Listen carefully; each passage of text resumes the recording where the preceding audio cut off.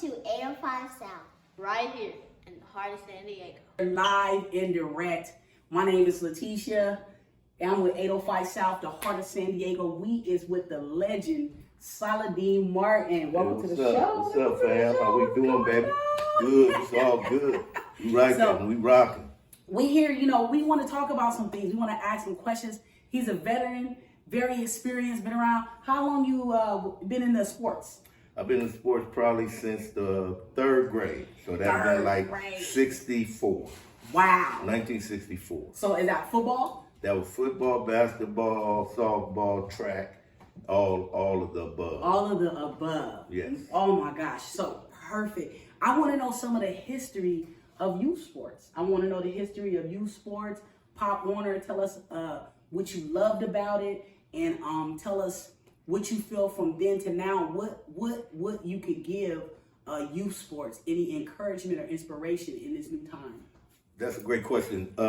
Speaking of youth sports, when I grew up, there were a lot of very important men called by their last name, Mr. So-and-so, Mr. this, Mr. that. So we were very blessed, the people that's of my age, of the gentleman who was raising us like fathers at the time. So I came under a real good time when I grew up, especially of a person by the name of Joshaie Hall, who I first started coaching me as a third grader. So people like him, I could name so many, Mr. Logan, I could name Mr. Charles, I could name so many youth coaches, Coach Wallace at Pop Warner, Coach Cotton. Wow. It's just so many people. So when you ask me that, the times are so different, meaning that, again, there were so many men, black men, invested in me. Wow. Be it who it was a neighbor, be it a person at the school, being a person that was at a park or a football facility. So your question was me about the youth time. Yeah. Well, when I came up during that time, I was playing Pop Warner football. And that's where I first started getting into Pop Warner. Well, I played for what they at the time was called Southeast Pop Warner, which is now known for Valencia Park. Okay. So at the time, we had anywhere, and again, the numbers were so outstanding. I mean, there were so many kids participating, so many activities that you could do at these different rec centers. So it just the time that I came along was so great. So great. So I wanted to go back. You had mentioned about the men that were involved. So it would definitely be an advantage for youth sports to have the men involved, men in the community, role models, uncles, older cousins, different mentors or whatever. You had a lot of that then. It's definitely changed now. The dynamics of families have definitely seemed to change as well in the community. What do you think about that? Yeah, it's just unfortunate. I don't know where the divide came in as far as being raised by certain people, because again, as I speak on men, there's always, I would never exclude the black women and the women that came in my life, be it an auntie, be it even a rec coach at the time that I was growing up. So I want to make sure that there was also strong women that at the time I was going through my situation, it was just more of a community type situation in those days. And as time went on, I don't know where we lost it as a community. Okay. Well, I think our goal is definitely to bring it back, and that's why we brought someone at your caliber, experience, as well as being involved in the community. You worked at the high schools for a year as well, and you also went on to college and the NFL, and so you could give us a lot of feedback with what we are looking forward to. We're taking a part to be able to create our future. Could you tell us your favorite part of playing youth sports? I think like anything else, and I don't think that ever is going to leave any young person. The favorite thing about is being around your friends, enjoying your friends, having that camaraderie, learning about them, becoming friends with other young guys. I think that I still remember guys that I was in elementary and how well athletic they were and how we enjoyed one another and how we was going different places and competing against different rec centers and stuff. So that sort of thing is something that I would always cherish, even though I played at the highest level. That is just as much as important for me.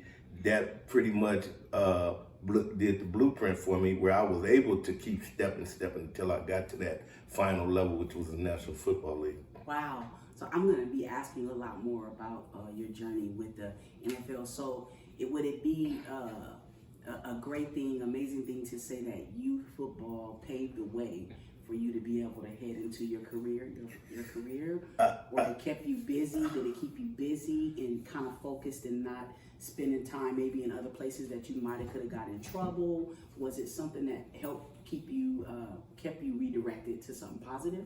That's an excellent question, but I want to also remind people the percentage of going to the next level is it's amazing. But youth football kept me grounded. It kept me active. It kept me out of trouble. It kept me looking forward to doing something. So it wasn't only just football, it was basketball, it was softball, it was track. So there was all type of sports that I was involved in that kept my mind occupied, kept me within my area, and then competing against other guys and young guys, and we growing up, and it became a challenge until eventually we got to high school. So I think it's just the best part of the time was me growing up with the youth, the guys that I went to elementary, middle, and high school with. That's great. And so tell us about leaving into Pop Warner. You went to high school. Can you tell us about your career, which led to the NFL? Sure. I was very blessed. I played at Southeast Pop Warner, ended up attending, I feel, one of the greatest high schools ever, Lincoln High School. Mm-hmm. I'm a Hornet forever. And I eventually went on to play in San Diego State. Again, never was a dream of mine. I've always, as a coach, which I could get into, I coached 25 years at my high school.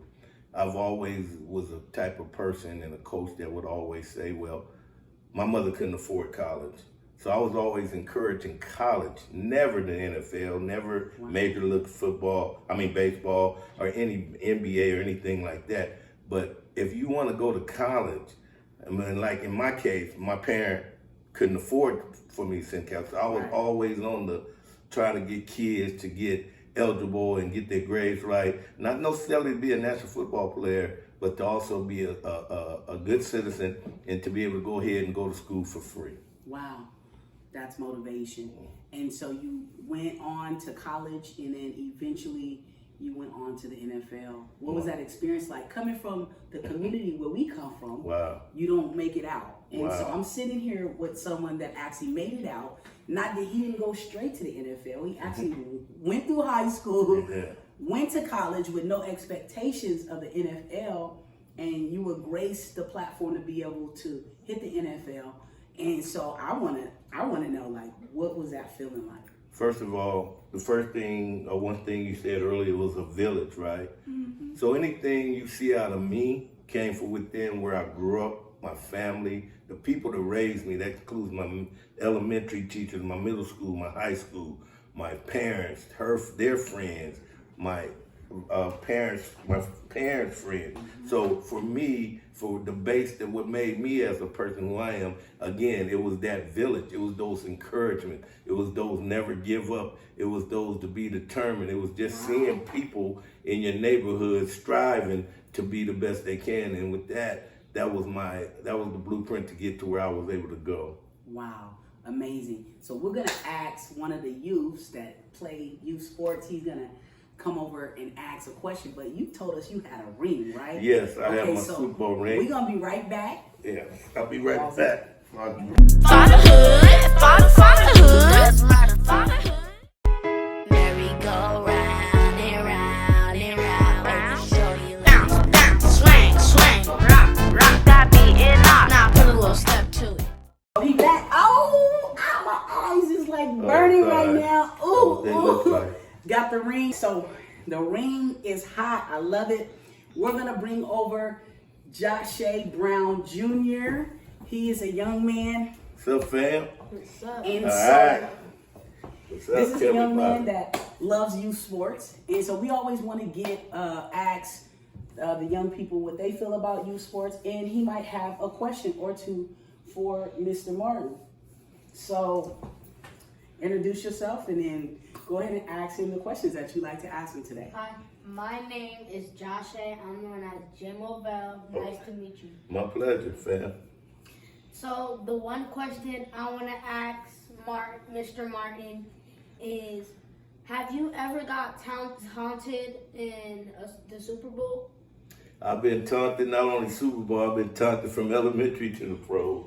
That part of the game. So being taunted is, especially where I come from, I grew up in Southeast San Diego, and that was part of the sports when we were participating. Not only, a lot of people think that you play Pop Warner and you play high school. A lot of my talent came from playing guys in the street, playing two-hand touch, playing on man-on-man and going at it hard like that. That's where my game really developed. Even before I got to Pop Warner, I was playing in the streets and playing guys on the grass and making me a better person, a better player. So that taunting was part of it.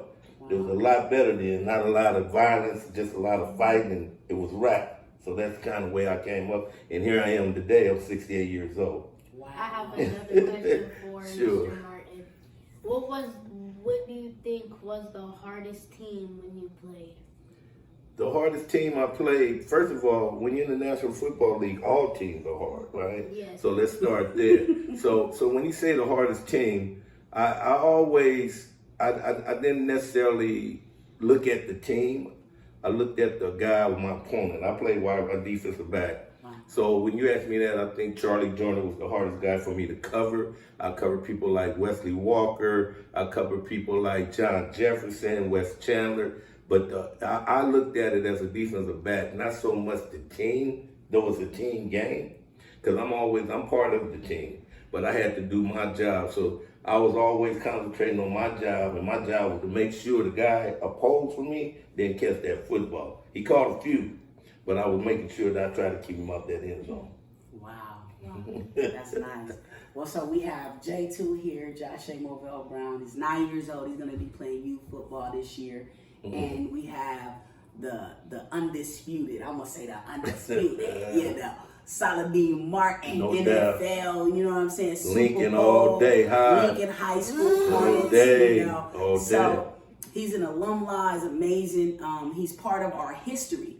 And so Pop Warner has been along, would you say, how many years have Pop Warner football been along? I'm going to say that I know of, it had to be early 60s, late 50s. Wow. I attended my first high school football game. Lincoln High School was 1968. Wow. That was the first game I attended at Lincoln. That's And then I probably started my Pop Warner career in 64, if I'm remembering right. Wow. But somewhere along that line, but it was there before that, but I don't have the exact year, but I know it's way back there. Wow, so we can say close to 60 years. Easily, it's not longer. Youth football has, been around.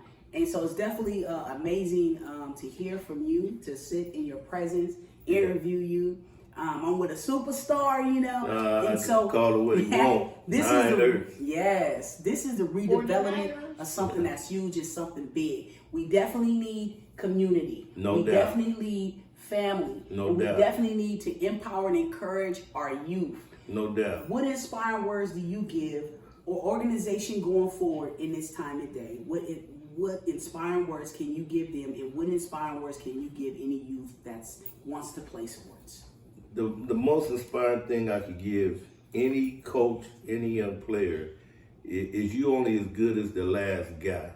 I want to make sure that no matter how or what ability you have, or how good or how bad they seem to think you are, I think we as a stick to glue, if we could be a team. I think being a team in anything you do, you pick up the weak link and we come together and be strong. So again, if I could say anything, I would say togetherness, encourage everyone, leave no one behind. Always make sure that person that you might not think is at your level, you bring them along to make them better, get them as best as they can be, and just be a team concept, and you'll go a long way in life. I'm still with a team. I'm still involved with guys that I play in the NFL. We still consider ourselves a team. When we have problems, when we're going through situations, I can lean on that teammate, even though it's not in football. We still consider, so I just say, stick together, hang in there with one another, and make sure you encourage all who's involved with you, whatever you're doing. That would be the best advice. Thank you. Appreciate you. Again, you're right here with the heart of San Diego. Go Southeast. Let's go. 1, 2, 3, 49ers. All day, baby. All right. Make sure to follow J-Movelle, Lil J2, at TikTok, Instagram, Facebook. Stay tuned for his new trio releases, Fatherhood Does Matter, Merry-Go-Round, and Step 2. Welcome to 805 South. Right here in the heart of San Diego. Join us VP Hornets Day, June 22nd, Sports Clinic at Martin Luther King's Park. Make sure you sign up on the barcode right there. Sponsors, vendors, everyone welcomes. Join us. Hope to see you there. Regular season starts August 1st. Sign up at vphornetssd.com. Welcome to the heart of San Diego.